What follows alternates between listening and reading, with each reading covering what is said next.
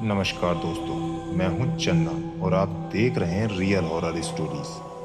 अगर आपको सच्ची लगने वाली डरावनी कहानियां पसंद है तो वीडियो को लाइक कर दीजिए, चैनल को सब्सक्राइब कर लीजिए और कमेंट में जरूर बताइए आप यह कहानी किस शहर और किस गांव से सुनी है। आज की कहानी सुनने के बाद हो सकता है आप आज रात अपने घर की खिड़की कभी दोबारा ना जांचें। इस कहानी में जो हुआ अगर आपके साथ हो जाए तो शायद सुबह तक आपका पूरा परिवार बदल चुका हो। या एक और बात, अगर अभी रात का समय है तो यह कहानी अकेले सुनने की गलती मत करना।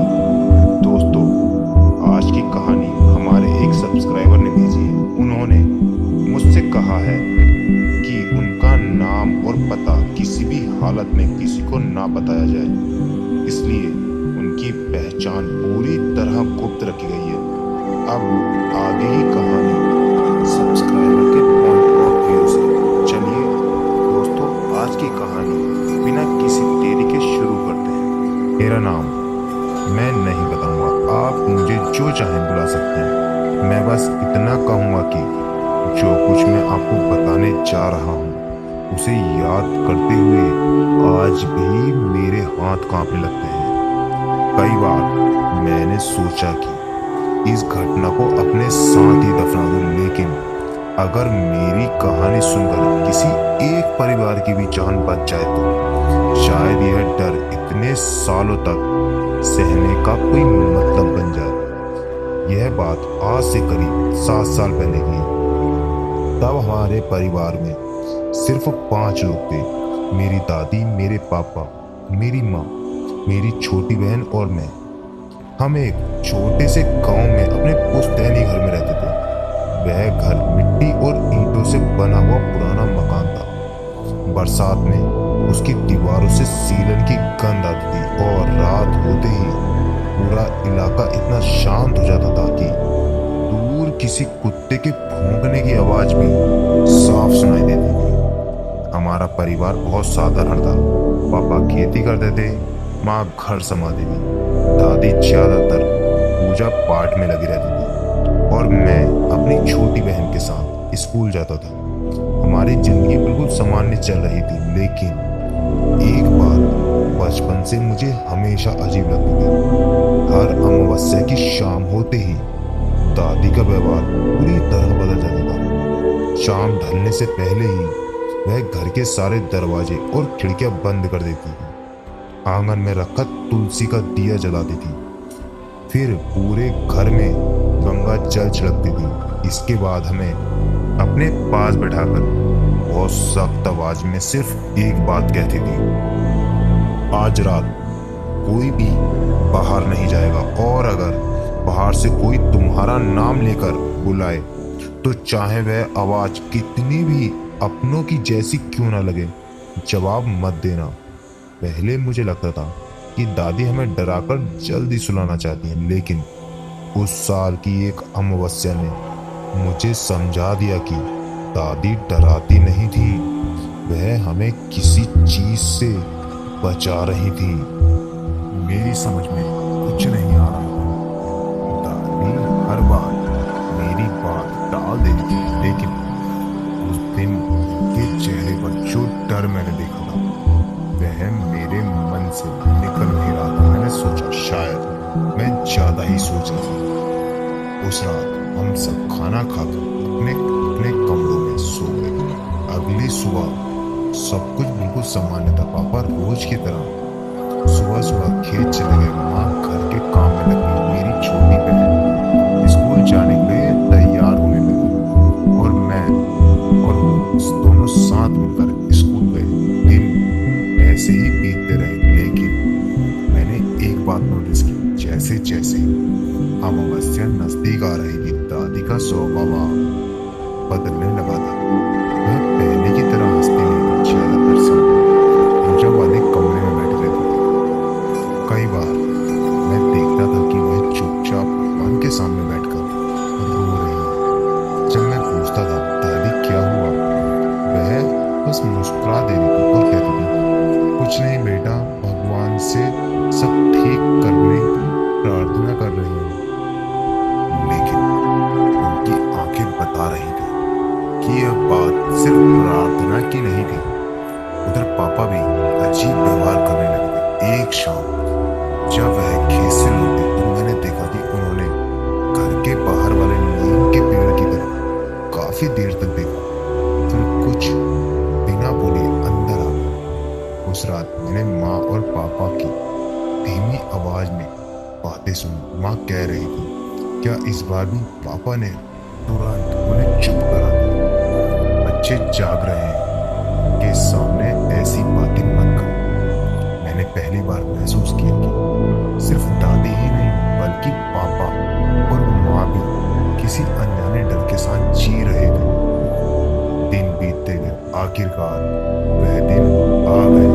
अमावस्या सुबह ही से घर का माहौल बिल्कुल अलग था। दादी ने सूरज निकलते ही पूरे घर की सफाई करवाई, आंगन में गंगा जल छिड़का, घर के मुख्य दरवाजे पर हल्दी और सिंदूर से कुछ निशान बनाए। फिर उन्होंने तुलसी के पास दीपक जलाकर बहुत देर तक आंखें बंद करके प्रार्थना की।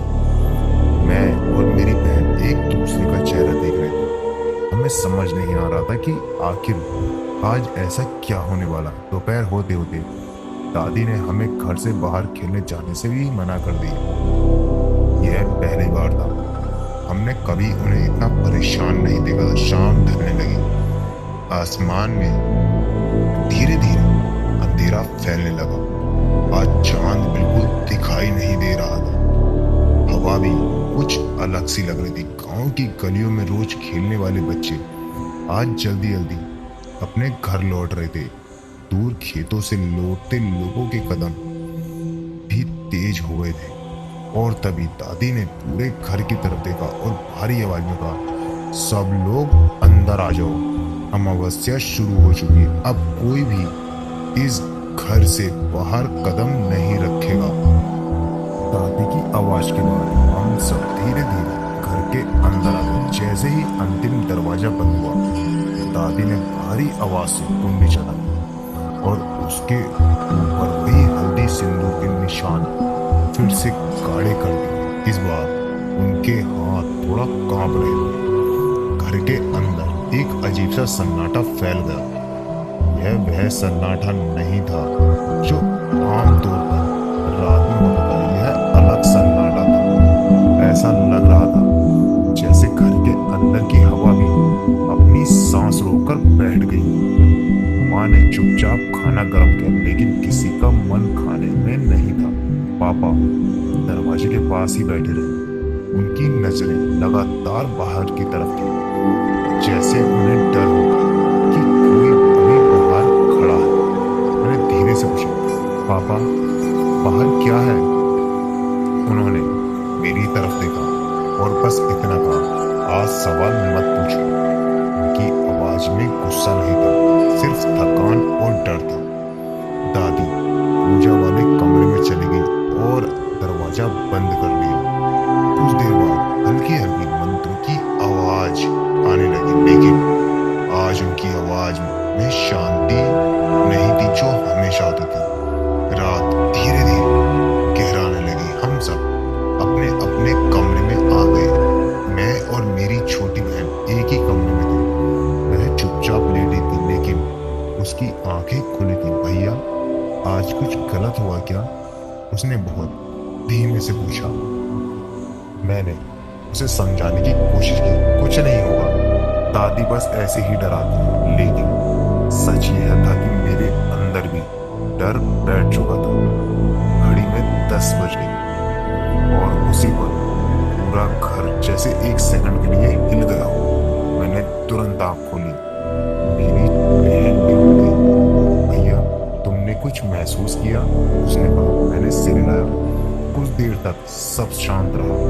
फिर अचानक घर के बाहर से हवा चलने की आवाज आई, लेकिन यह हवा नहीं लग रही थी।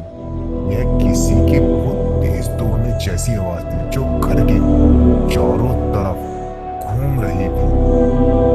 घर की पुरानी लकड़ी लकड़ी की खिड़की अपने आप हिलने लगी। मैं धीरे धीरे खिड़की की तरफ बढ़ा। मेरी बहन ने मेरा हाथ पकड़ा और बोली, मत जाओ, लेकिन मैं रुक नहीं पाया। मैंने धीरे धीरे खिड़की का एक कोना थोड़ा सा खोला और जो मैंने देखा उसके बाद आज भी मैं ठीक से सो नहीं पाता। बाहर आंगन में कोई नहीं था, लेकिन आंगन की मिट्टी पर किसी के पैरों के निशान थे, लेकिन वे निशान सामान्य नहीं थे, वे उल्टे थे, जैसे कोई इंसान नहीं बल्कि कोई उल्टा चलकर आया हो। मैंने तुरंत खिड़की बंद कर दी। दिल इतनी तेज धड़क रहा था कि मुझे अपनी सांसों की आवाज खुद सुनाई दे रही थी। मेरी बहन डरकर रोने लगी। उसी समय दरवाजे पर पहली दस्तक हुई। ठक। मैं और मेरी बहन दोनों जम गए। दादी का मंत्र एकदम रुक गया। पूरे घर में जैसे किसी ने सांस रोक ली। फिर दूसरी दस्तक। ठक ठक। इस बार पापा तुरंत उठ खड़े हुए, लेकिन जैसे ही वह आगे बढ़ने लगे, दादी पूजा वाले कमरे से तेजी से बाहर आई। उनके चेहरे पर अब डर साफ दिखाई दे रहा था। कोई भी दरवाजा नहीं खोलेगा, उन्होंने कांपती आवाज में कहा। पापा ने धीमे से पूछा, कौन है बाहर? दादी ने जवाब नहीं दिया। तीसरी दस्तक हुई और इस बार साथ में आवाज भी, दरवाजा खोलो। आवाज बिल्कुल हमारे गांव के किसी आदमी जैसी थी, लेकिन उसमें कुछ ऐसा था जो गलत था, बहुत गलत। दादी ने आंख बंद कर ली और फिर उन्होंने जो कहा उसने पूरे घर को हिला दिया।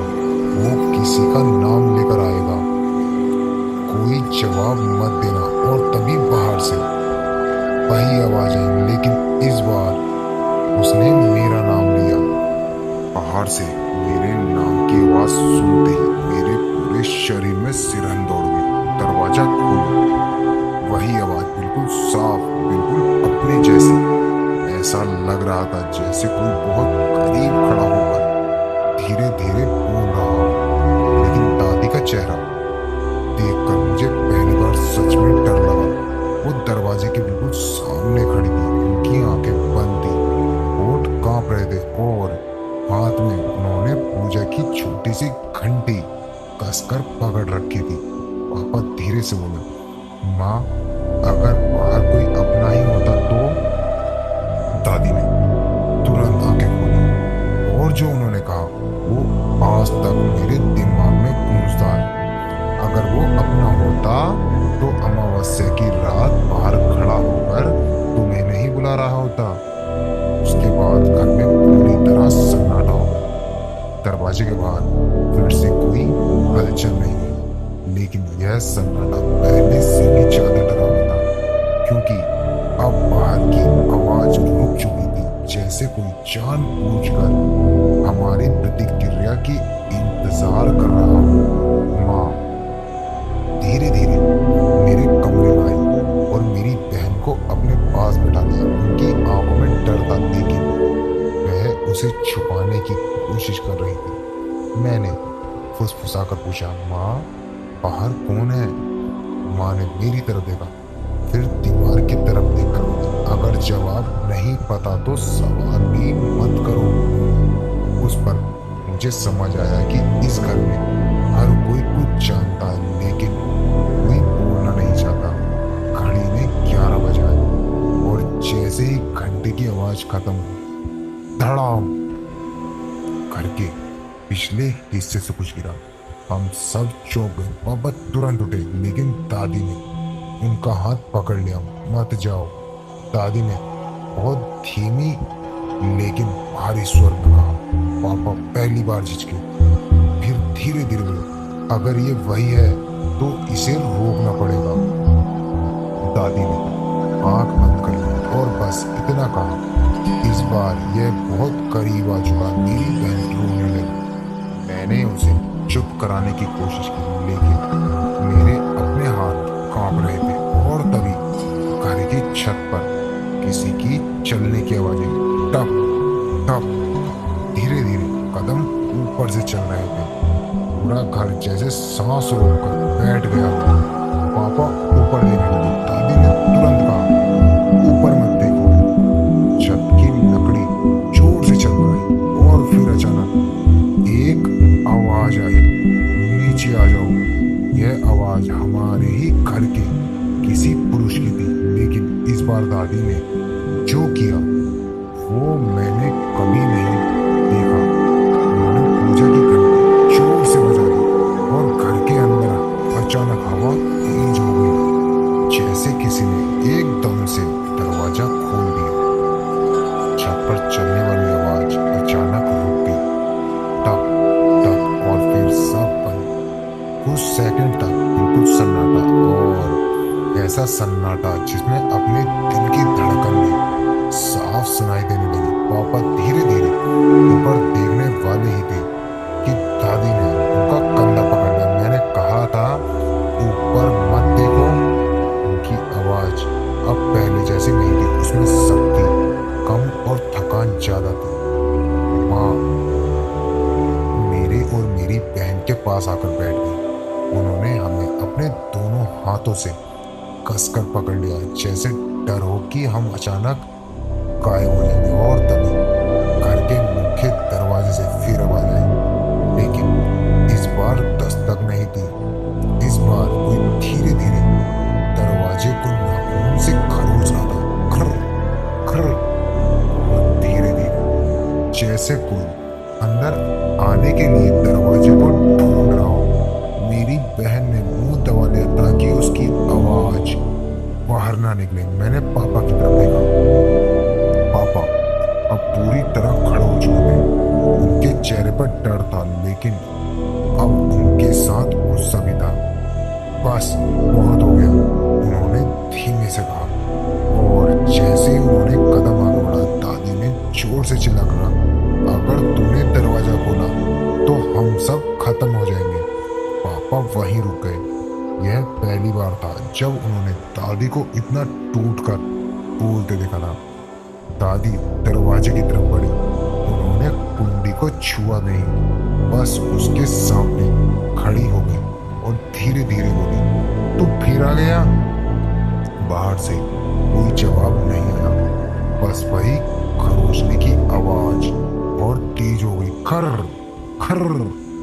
दादी ने आंख बंद की और धीरे से कहा, तू इस घर में फिर से नहीं आ सकता। और उसी पल दरवाजे पर एक ऐसी आवाज आई जिससे मेरा पूरा शरीर जम गया। वो आवाज हंस रही थी, धीमी, टूटी हुई और बहुत पास से आती हुई हंसी। पापा ने अचानक दरवाजे को जोर से पकड़ लिया। माँ ये क्या है? दादी ने बिना देखे वो जो सालों पहले इसी घर में बंद किया गया था। मैंने पहली बार दादी की आंखों में आंसू थे और उसी पर दरवाजे की कुंडी अपने आप हिलने लगी, टक टक टक टक, जैसे कोई अंदर से खोलने की कोशिश कर रहा हो। माँ ने हमें और कस के पकड़ लिया। मेरी बहन अब चुपचाप रो रही थी और फिर दादी ने बहुत धीमे स्वर में कहा, आज अमावस्या है और आज वो पूरा नाम लेकर आएगा। मैंने डरते हुए पूछा, कौन सा नाम दादी? दादी ने मेरी तरफ देखा और जो उन्होंने कहा उसके बाद घर की सारी रोशनी जैसे फीकी पड़ गई। इस घर का सबसे पहला नाम। दादी के पहले नाम बोलते ही पूरे घर जैसे ठहर गया। दरवाजे की कुंडी अब पहले से ज्यादा तेज हिल रही थी, ठक ठक ठक ठक। और फिर अचानक एक जोरदार आवाज हुई, धड़ाम। दरवाजा पूरी ताकत से अंदर की तरफ धक्का मारा गया। हम सब एकदम पीछे हट गए। पापा ने आगे बढ़कर दरवाजे को रोकने की कोशिश की, लेकिन जैसे ही उन्होंने कुंडी पकड़ी उनका चेहरा बदल गया, उनकी आंखें फैल गई। उन्होंने धीरे से कहा, ये कोई इंसान नहीं है। दरवाजे की दूसरी तरफ अब कोई आवाज नहीं थी, सिर्फ सांस लेने जैसी भारी आवाज सुनाई दे रही थी, जैसे कोई बहुत करीब खड़ा होकर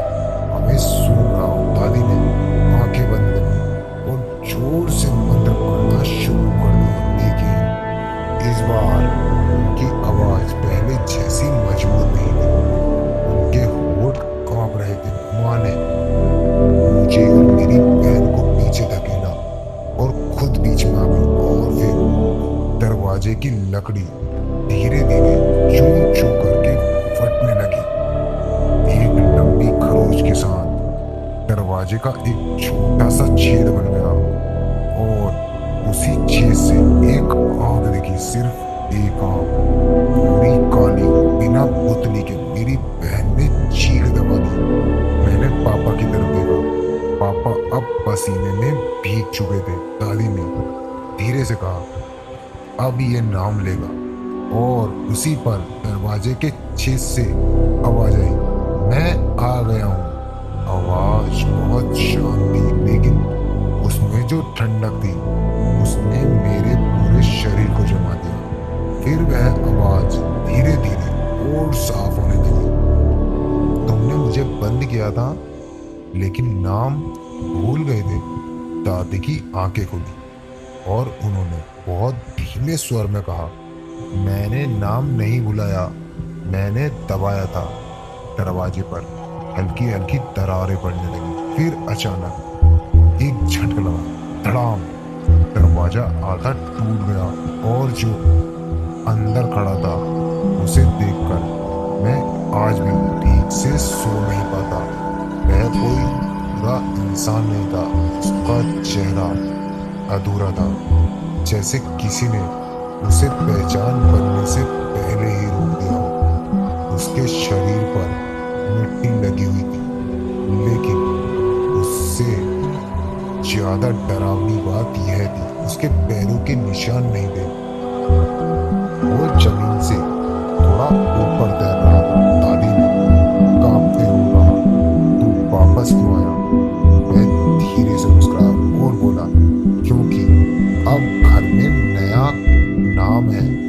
उसकी नजर मेरी तरफ गई और उसी पर मुझे लगा जैसे मेरी धड़कन रुक गई। उस अधूरे चेहरे वाले साई की नजर जब मुझ पर पड़ी तो मुझे ऐसा लगा जैसे मेरे अंदर का सारा खून एक पल के लिए जम गया।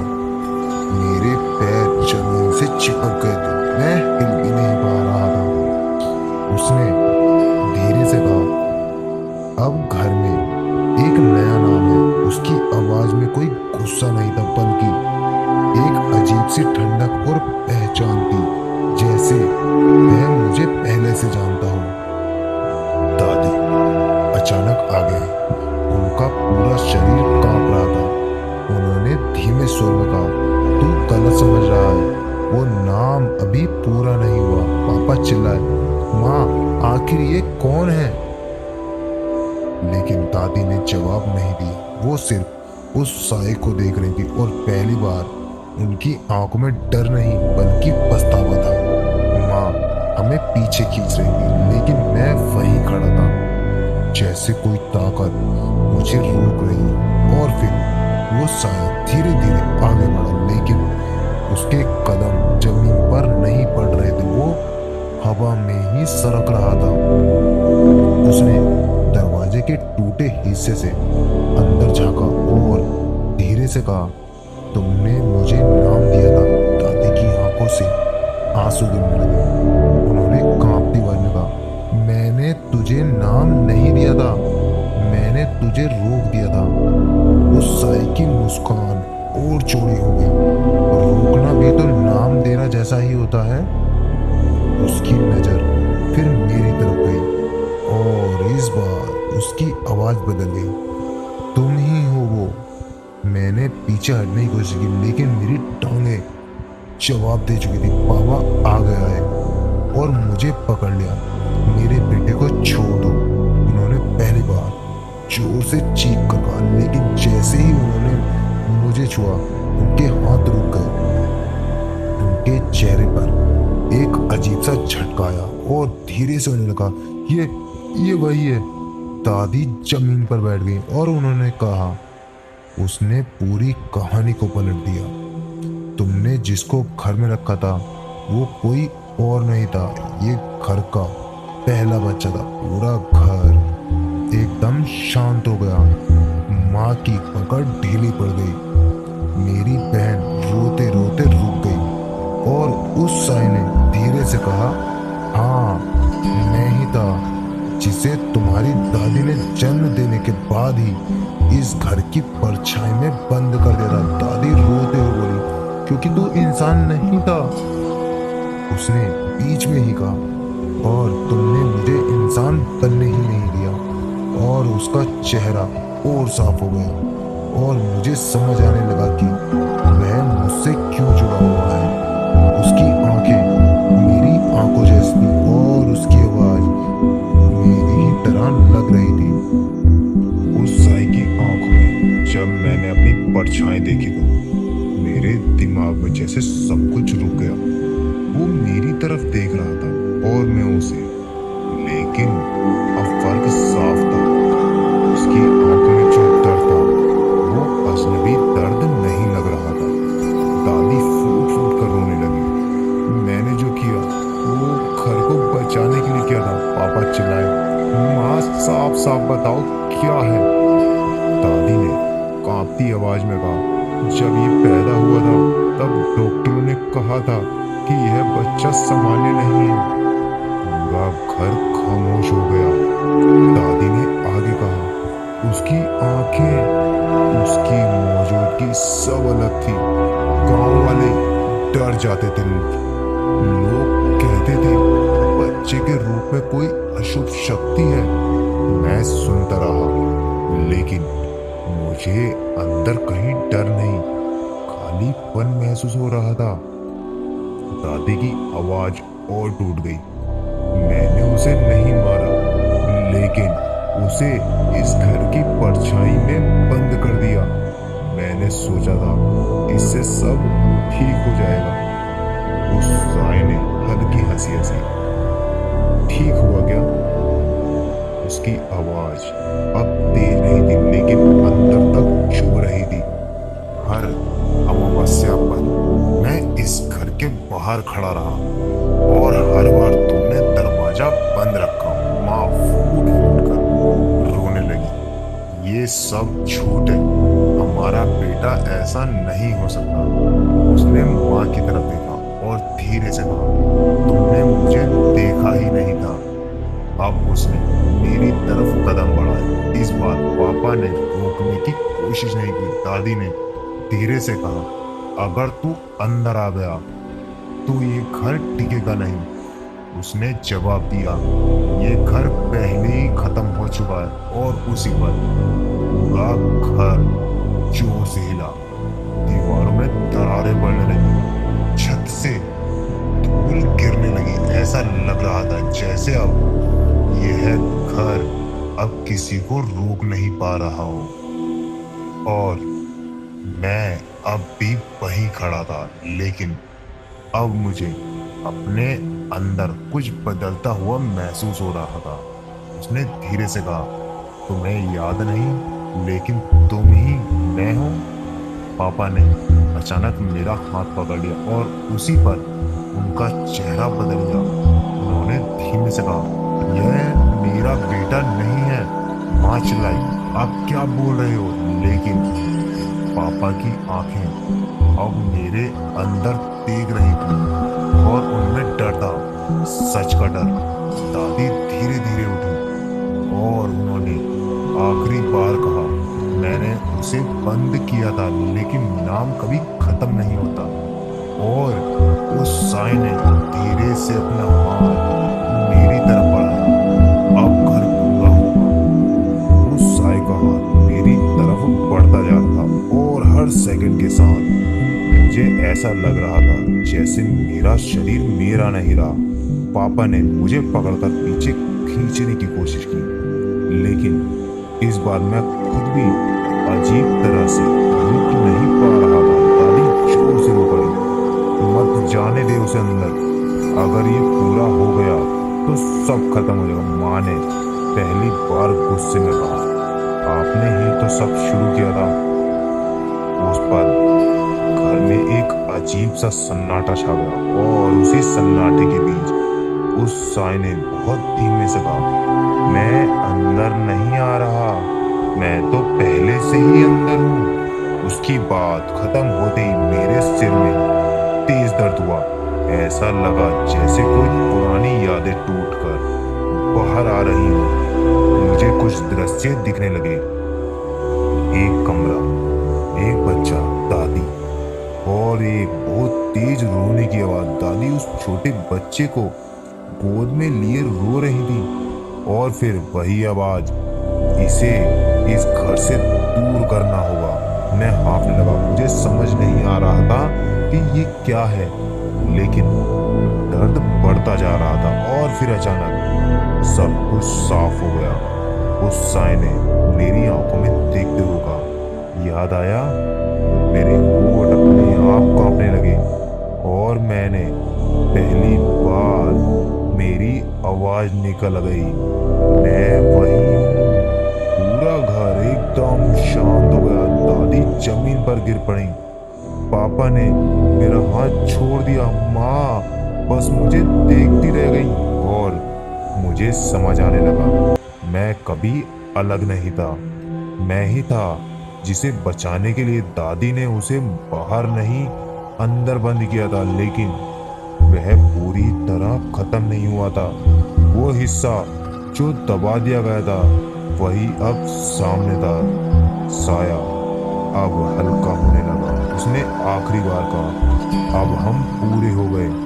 और धीरे धीरे वो मेरी तरफ बढ़ा, लेकिन इस बार डर नहीं था, ना उसके चेहरे पर न मेरे अंदर। बस एक अजीब सी बात थी। दादी धीरे से फुसफुसाई, अब अमावस्या खत्म होगी। और उसी पर घर की सारी रोशनी एकदम से तेज हो गई। हवा रुक गई, सन्नाटा खत्म हो गया। और जब सब कुछ सामान्य हुआ तो वो साया गायब था। मैं जमीन पर गिरा हुआ था। पापा मुझे उठाने आए। माँ रोते हुए मेरे पास आई, लेकिन अब सब बदल चुका था, क्योंकि अब मुझे डर नहीं लग रहा था। बस एक अधूरी याद थी जो अब पूरी हो चुकी थी। और उस रात के बाद हमारे घर में कभी किसी ने अमावस्या को हल्के में नहीं लिया। घर के अंदर सब कुछ अचानक सामान्य हो गया था। हवा रुक चुकी थी। दरवाजा अब टूटे हुए हालात में भी पैसे ही पड़ा था, लेकिन उस पर अब किसी की मौजूदगी का एहसास नहीं था। कुछ सेकंड पहले जो कुछ हुआ था वो जैसे किसी भारी सपने जैसा लग रहा था। पापा मुझे सहारा देकर उठाने लगे। तू ठीक है? उन्होंने धीमे से पूछा। मैंने सिर हिलाया, लेकिन अंदर कुछ टूट चुका था। माँ अभी भी रो रही थी, लेकिन अब वह डर की नहीं, राहत के आंसू थे। दादी एक कोने में बैठी थी। उनकी आंखें जमीन पर टिकी थी, जैसे वह किसी बहुत पुराने बोझ से आजाद हो गई हूँ और उसी के साथ पूरी तरह टूट भी गई हूँ। कुछ देर बाद पापा ने धीरे से पूछा, अब ये सब खत्म हो गया? दादी ने बहुत धीमे स्वर में जवाब दिया, नहीं। पूरा घर फिर से शांत हो गया। दादी ने ऊपर देखा और कहा, जो आज बाहर आया था वो कभी पूरी तरह बंद नहीं हुआ है। मैंने उनकी तरफ देखा। अब मेरा डर बदल चुका था। अब मेरे अंदर सिर्फ सवाल थे। फिर वो कौन था? मैंने पूछा। दादी ने मेरी तरफ देखा और जो उन्होंने कहा उसने पूरे परिवार को फिर से हिला दिया। वो सिर्फ एक बच्चा नहीं था, वो उस रात की गलती थी। माँ ने चौंक कर पूछा, किस रात की गलती? दादी की आंखें भर आईं और उन्होंने धीरे धीरे बताया, जिस रात तुम्हारे पैदा होने से पहले घर में एक हादसा हुआ था। उस रात मैं अकेली थी और मैंने डर में आकर उस बच्चे को इस घर से अलग कर दिया। मैंने सोचा था मैं उसे बचा रही हूँ, लेकिन मैंने उसे तोड़ दिया। पूरा घर सुन्न रह गया। पापा ने धीमे से कहा, तो आज जो आया वो बदला लेने नहीं आया था? दादी ने सिर हिलाया, नहीं, वो बस पूरा होने आया था। मैं अब भी चुप था, लेकिन मेरे अंदर सब कुछ बदल चुका था। और फिर दादी ने आखिरी बात कही, अब जो वापस नहीं आएगा वो, क्योंकि अब वह इस घर का हिस्सा नहीं है। इस परिवार का हिस्सा बन चुका है। उस रात के बाद घर में सब शांत हो गया, लेकिन एक चीज हमेशा के लिए बदल गई। जब भी रात में मैं आईने के सामने खड़ा होता हूँ तो मुझे अपनी परछाई अकेली नहीं दिखती। उसमें एक और चेहरा होता है और जो धीरे धीरे मुस्कुराता है और फिर गायब हो जाता है। दोस्तों, अब वह अधूरा नहीं, पूरा हो चुका है। और दोस्तों, आज तक मुझे इसका कोई भी समाधान नहीं मिला है। दोस्तों, मेरे साथ जो बीती है, मैं चाहता हूँ आपके परिवार के साथ ना बीते। इसलिए ये कहानी आपके साथ साझा की है।